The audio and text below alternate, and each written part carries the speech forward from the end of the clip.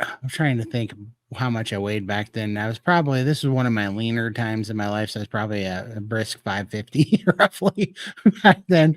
And decided I was going to snowboard. I was going to learn how to snowboard. Everybody snowboard. I'm in Montana where we have world class ski hills all around us, three of them all around us. I'm like, all right, I got to learn how to snowboard. So, typical me fashion, I went and got a Burton snowboard and best bindings and all this stuff and styled it up and got a Burton Fat Boy, which if anybody knows snowboarding, you know that that's funny because if you're a big guy, you got to get a Fat Boy board.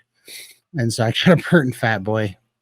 Well, what they didn't tell me, because I had tried snowboarding a little bit once before with a rented board. And the thing about a rented board is that a rented board doesn't have a sharp edge. And if you don't have a sharp edge, you're a lot less likely to catch an edge and bash your face into the ground every time. So, well, now I got the top of the line, like, Burton board, the professional, board and the bindings and all the stuff. And not only that, I had a fat, Burton Fat Boy, which was a longer board, so more edge to catch, more surface area. It was terrible. Anyway, so I get the whole setup. And I'm talking to these guys, and they're like, "Yeah, with these bindings and these boots, you can't twist an ankle. It's impossible to twist an ankle in these boots." I'm like, "All right, that sounds like it's going to be good for me." And so I go up and I get Carhartt bib overalls because they don't make snow pants in my size. So I had to wear big sweats and put Carhartt bib overalls on this. So I'm about as redneck as you could possibly look. I'm snowboarding in Carhartts. And I got to start off on the bunny hill because I'm not looking to die that day. So I get on the lift for the bunny hill. And I get to the top and I'm like, this thing's moving a lot faster than it looks like it's moving on the ground when you're on one of those ski lifts. So this is the first 2 seconds that I put my feet on the ground. When you go up in the lift, you have 1 foot in your binding and you have 1 foot out of your binding, then you're supposed to put your board forward, put your shoulder forward, step your back foot onto the board and gracefully slide away. Well, what I did was I ate shit right on the lift, and then the lift behind me smacked me in the back of the head, and then I had to belly crawl with this big freaking board hooked to my foot off to the side where, it was just an absolute nightmare and a wreck. And then I had to lean up on a snow hill and find out how hard it was after being beat to death and making such commotion and everybody looking at you like, "Oh my God, are you okay, sir?" And I got to strap my foot into this thing and I finally get it strapped in. Now I'm trying to get up. I can't get up. I'm doing this whole thing. And so I was on my back when I put the boot on, and then you have to flop over on your belly. And it's like a beach whale because you got this board and you can't get your feet to flop over because it's hitting the ground. And I flop over hillside up so that you can do that thing where you climb the hill so you can stand up on your board. Well, as soon as I started climbing up, you start to slide and then you just go over backwards. And so you're back on your back again, sliding down the hill. It was as ugly as it sounds for sure. But anyhow, I would basically follow my way all the way down to the bottom of the hill and just tumble and fall and fall and tumble all the way down to the bottom of the hill. And then I get back in line and get on the lift again and go back up because I'm no quitter and I spent a lot of money on this board. So I go back up and I repeat the same process. Fall off the lift smacks me around a couple of times. The guy gets mad that's running the lift and he slows it down so that I stop getting beat up by the lift. And then I get out of the way and then they can run it again. So on the 5th try, I'm coming up there.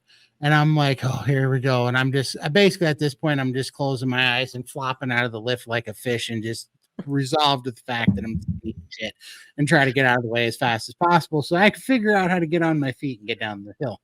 Well, yeah, this time the lift slows down a little bit and this dude comes out of the lift shack and he grabs me by the shoulders. He goes, "For the love of God, just stand up." So he goes and he pulls on me and I stand up and I slid off for about 11 feet before I ate shit, but at least I cleared the lift. And I was like, I'm getting this.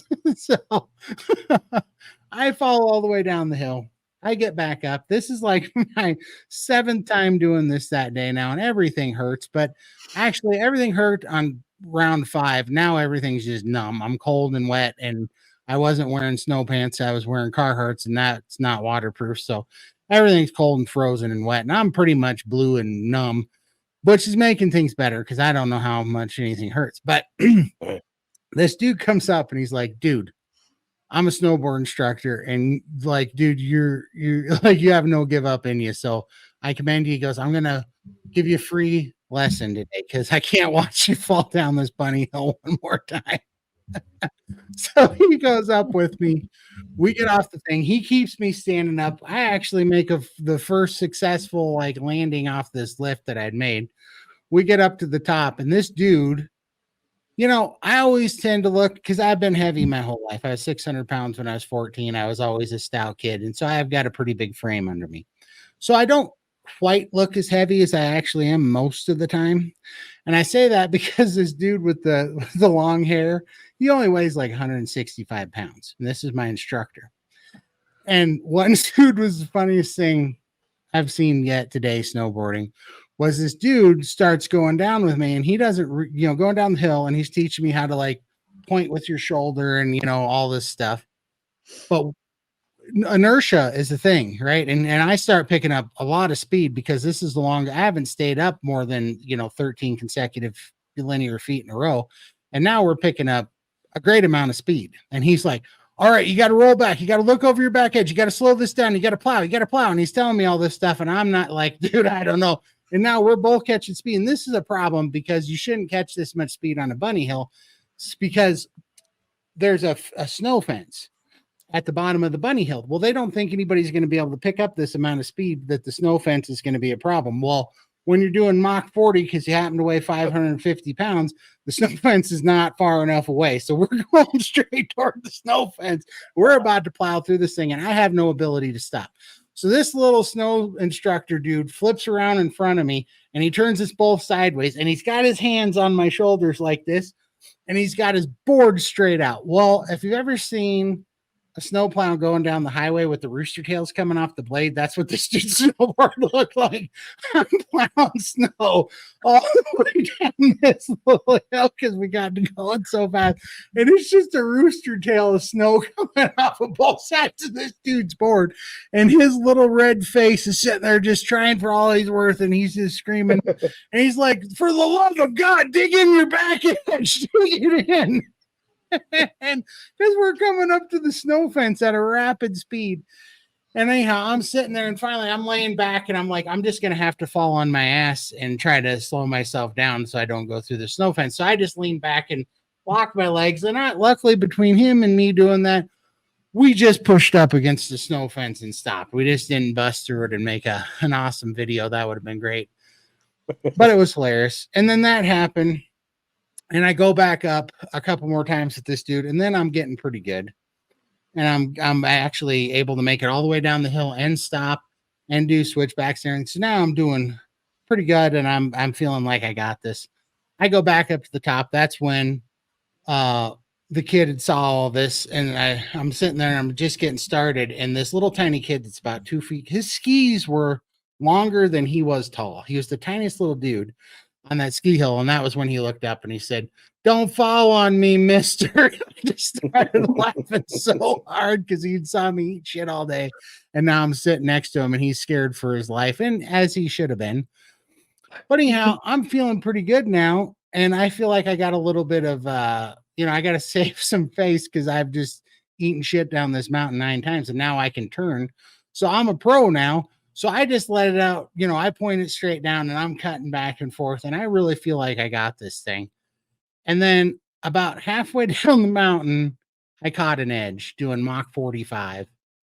And this is where nobody believes me to this day. But here's the thing. I was wearing Carhartt pants, Carhartt bib overalls, and I had a Justin wallet in the back right pocket of my Carhartt bib overalls with the Carhartt stamp on it. And this is only pertinent because when I was crashing, I crashed so hard, and I mangled up into a pretzel, and one of my feet came out of the binders. I dislocated my left ankle on this thing.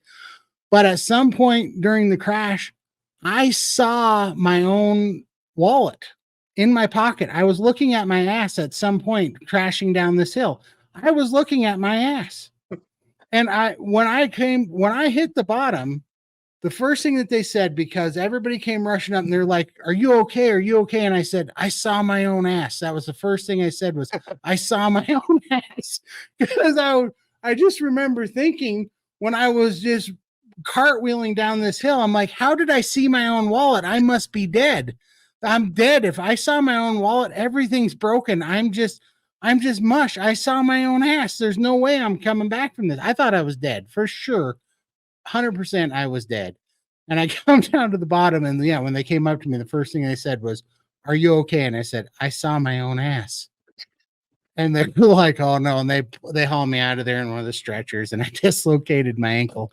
And it all healed up and it's fine. But that might be what happened to my brain if I ever get a little wonky up here. It could have been from seeing my own ass. He's still in shock. Still in shock. But yeah, so apparently you can dislocate an ankle in a snowboard boot, and you can see your own See ass. your own ass. That's right. And not Yeah. using a mirror. True story. So that's why I haven't been